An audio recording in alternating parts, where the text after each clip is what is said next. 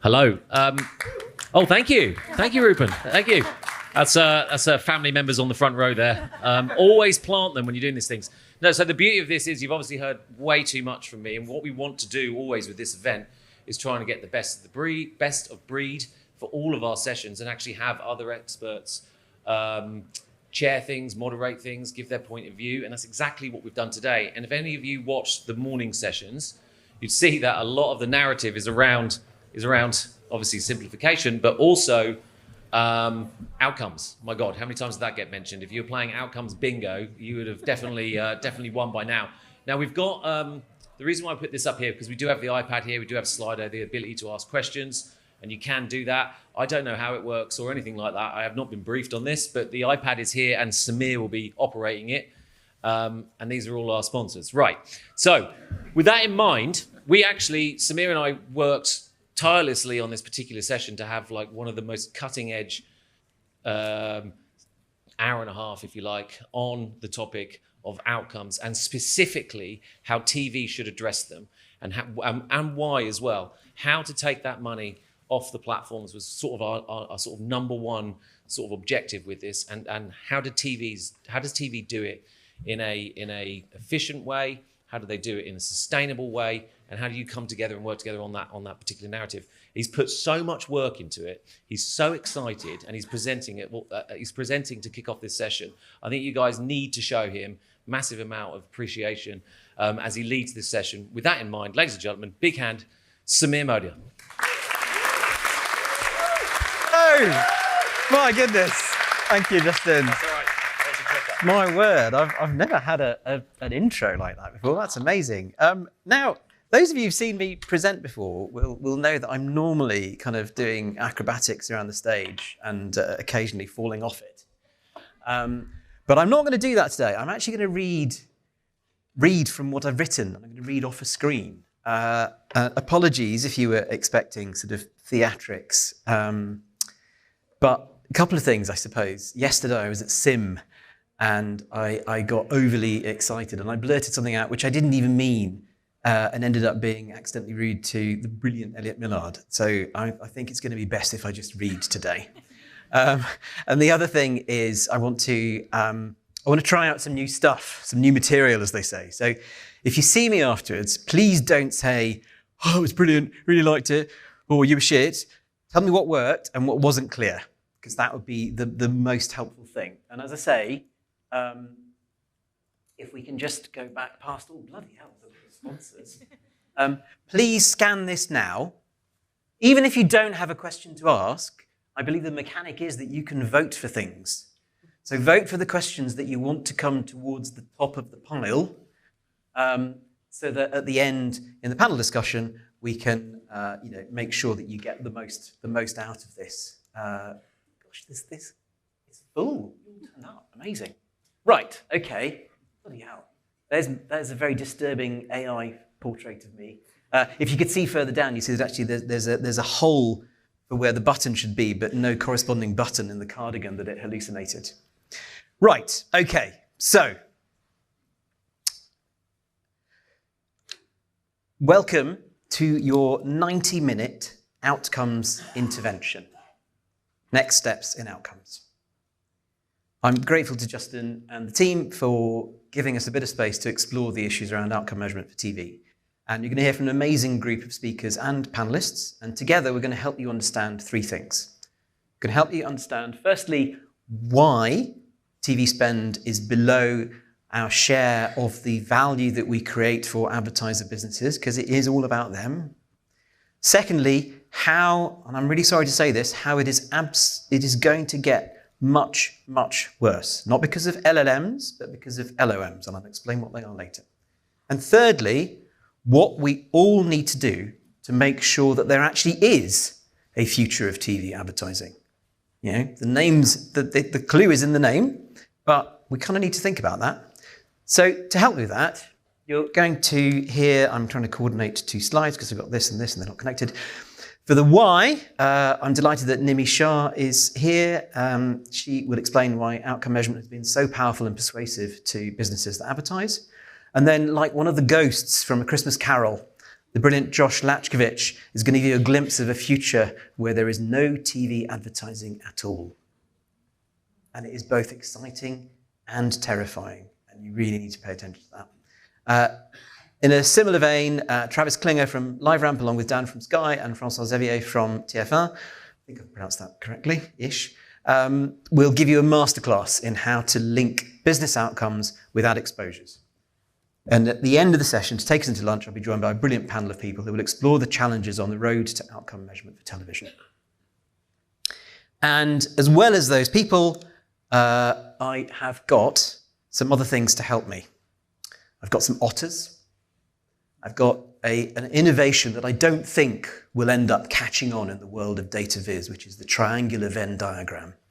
And, channeling Sesame Street, this presentation is also brought to you by the letter L. So keep an eye out for that. Because, my hope is by the end of this session, just like Ebenezer Scrooge at the end of A Christmas Carol, you will feel energized and motivated to go back to your businesses on Thursday, because you'll be here tomorrow, obviously, and do something differently. Because I am genuinely scared that the future of TV advertising is going to end up looking something like this. All right? I'm not, that's not a joke. I really am. And I love this industry. I love this business that I'm in.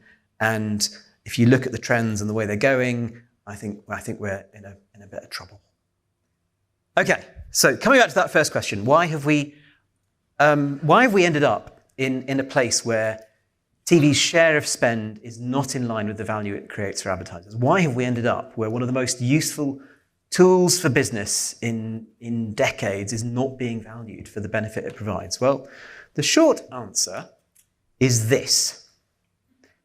Hands up if you've seen this before. Keep them nice and high, come on, keep them high. Yeah, hands up if you've seen this before. Keep your hand up if you have spent money on one of those buttons. Oh my fucking God. Okay, if you work in TV advertising and you haven't, you really, really should. Frankly, just go now. Or at the break, go fire up a browser, spend 10 quid sending traffic to your site, because this is Google's little shop of outcomes. And, tens of billions of pounds are going to be spent on those buttons in Britain alone this year. And about £2 trillion, we're getting used to trillions these days with Mr. Musk, aren't we? £2 trillion has gone through interfaces like this in the past 10 years. This is Google's little shop of outcomes. And every year, millions of people come to this shop to think about what outcome they'd like to buy for their business. Do they want visitors? Do they want sales? Do they maybe want leads to their sales team? And whether we like it or not, that shop has completely changed the industry. And rather than clutching onto our pearls and onto the past, we need to think about what it means for our futures. Now, this afternoon at 2:50, I think, Tony, is that right? You should go and see Tony's presentation. He sat down here at the front. He has some fascinating thoughts on the future of JICs and joint industry measurement. Well, the charts he's going to talk about is a version, if I can get it to move, go on, you want to, is a version of this. This is total media spend in the UK over the past 25 years or so, but rather than split it by medium, Tony had the genius idea to split it by whether that medium has a JIC or no JIC. And it's a really simple split, but it's really shocking when you show it this way, the way Tony has. And it tells us something very clear. Advertisers, large and small alike, simply do not worry about measurement quality, independence, transparency, all that jazz in the way that, if you'd been in Copenhagen a few weeks ago, the audience measurement community does. But you know me, I can't resist tinkering, right? So I've had a go at adding something else to this chart. And can I just check, this is a question for the people backstage, am I getting twice mic'd or something? Or is it okay? I'm okay, you can hear me, fine. I can sort of hear my own voice back, which is slightly disturbing. I can't resist tinkering, so I've had a go at adding something else to this chart. I've taken some estimates of the amount of money that goes into each of those boxes that we just looked at, across Meta and Google and others, to figure out how much money is spent on buying outcomes rather than buying reach, impressions, audiences, all of those things that we know and love. And you're going to have to trust my maths on this. I was a few years at Google, so I can make some reasonably educated guesses, give or take. And so I think we'll publish this as well, so everyone can kind of have a kick at the analysis and tell me what I've got wrong. But if you add on outcomes, then suddenly you see a different picture. You know, as Josh will explain to you later, in most cases today, advertisers using the platforms don't even pick an audience. They just run with open targeting. And they let the outcomes data drive what the audience should be. Their audience, if you can call it that, is a result of what they do, not a choice that they make up front. Now, you're probably thinking, yeah, whatever. We're fine in video advertising. The answer is, I'm afraid, no, we are not.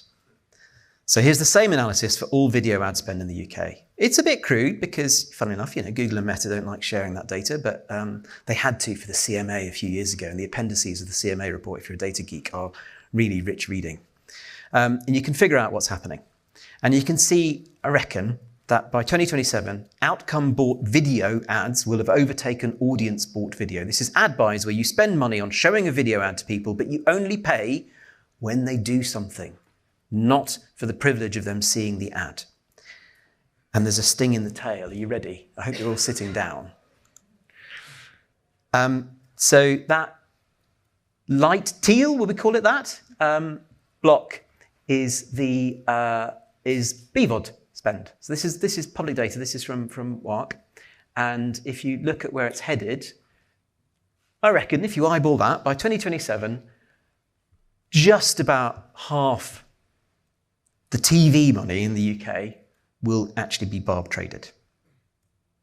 And I was nervous about showing this. I was thinking, shit, am I allowed to show that? But it's widely available data. I'm not showing you anything that you couldn't figure out for yourselves. And if that sounds bad, just you wait for the otters, because they are absolutely going to fuck us over.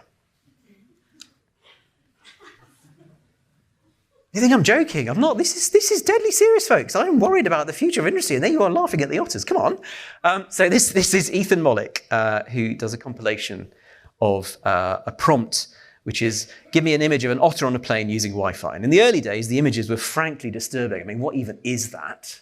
It's like otter roadkill. Jesus. Sorry, I've disturbed myself now. But you know, look at how good they've got in a few short years. And you know all this. You didn't come to hear about how AI is cool. But what you need to know is this. The platform's ad stacks are 20 years old. And they've now got indigestion because of the glut of AI-generated creative that is choking them up. And there are too many ads for them to sift through to make all that stuff work. So they are rebuilding them. The dividend of all of these trillions that are being spent on modeling and development and AI and NVIDIA and all the rest of it is a hidden benefit, which is they can take that new modeling approach and apply it to all of the data that advertisers have given them over the decades. And you know, whatever we may think about them as businesses, as a geek, I can tell you those models were already some of the most glorious things in the world of planet-scale data science. And they are about to get a massive fucking upgrade. Because they have got years' worth of sales data freely given by millions of advertisers. And if we've learned one thing about AI, it's that it needs training data. It needs lots of training data. And in the case of these models, rather than training them on meeting transcripts and books and whatever crap there is on Reddit today, they're being trained on sales data from millions of advertisers for billions of people, all freely given. So the tragedy here is that unlike ChatGPT or Claude or Gemini, you know, choose your poison, you can't ask those models questions. You can't interact with them directly at all. The only way you can access the rich learning and knowledge that is hidden in those models, and they know more than the entire marketing community on earth that has ever existed has ever known about marketing in some limited ways. You can pick a fight with me afterwards about that. I don't think that's fair. I don't think that's fair at all. And that brings us to the triangles, because to finish this intervention, I need to get you used to thinking about how we combine exposure and sales data to figure out what is going on. You with me so far? You soon won't be. This is a triangular Venn diagram, and I'm already regretting devising this thing. So the idea, you know, marketing effectiveness should be easy, right? We've got the ad exposures, we've got the outcomes, just link the two, which is the green bit in the middle, because yellow plus blue, I think, makes green, does it? Hope it does. And you figure out what's going on. Did the first thing ideally cause the second thing? And this is what we used to. This is MMM, everybody. Lovely, beautiful, perfectly curated barb data. Lovely, beautiful aggregate sales data, but they can't touch. Because then you might know who the panelists are, and then the world ends. So you have to keep them separate, but you build a model between them to figure out what's going on. It's a model with a tiny brain. It can only learn a little bit. So it can only learn a few things, all right? So what else could we do? Well, actually, this is what's been going on. So there's MMM, there's causal experiments, kind of small amounts of overlap. You can have a control group, you have an exposed group. These are the pre-otter models, and there on the right is the otter maximus. That is the thing that is going to fuck us all over. And I'm really worried about that. So what we've come up with is an alternate way of doing it, which is a hybrid outcome model. Doesn't have a very satisfying acronym, I'm afraid. The idea is that you take large scale ad exposure for the entire population, if you can get it. You take a multi-outcome behavioral panel, and I'm already out of time. It doesn't show a negative, so I don't know how much time I haven't got. Somebody put a minus sign on the timer, please. And thirdly, you take large-scale tags and CAPI data. And of course, what you get is, you all know this, that's what Lantern is doing. It is the best effort that I think that I've been able, with other people to come up with, to try and get close to where the otters will be. All right, this is the anti-otter device. It's really bad now. We're attacking otters. What have I done? Anyway, so that's the idea. And you just read this afterwards. I'm not going to explain it to you now because I've run out of time. But it will help us leapfrog some of where we are now. This yellow thing here is the weedy MMM. Its brain is now... Do you remember that Larson cartoon? Please, sir, can I be excused? My brain is full. No? Gary Larson's probably all a bit young. Anyway, so that is what we're going to try and do. Now, am I clicking this right? Is it harder click? There we go. And this is how we get to a better future of TV advertising. Because there's a weird thing going on here where there's some factions in our world that need to make peace. The people who don't like large-scale audience data need to make peace with people who do. Then we need to get to real-time reporting of outcomes. Then beyond that, we get to this sort of lanternish stuff where we have full spectrum added value measurement. Then we get to my favorite bit, which is I don't like it that those models are locked away somewhere and we can't all play with them. So we get to democratized learning from shared models. We're going to give away our otters. And then we get to what we want in the first place, which is fairer share of the value created for all advertisers. Are you now totally confused? I think that was a yes. So there we go. Hopefully that's sort of whet your appetite for what's to come, and hopefully by the end of this session, you will have a bit more of an idea of what I'm talking about.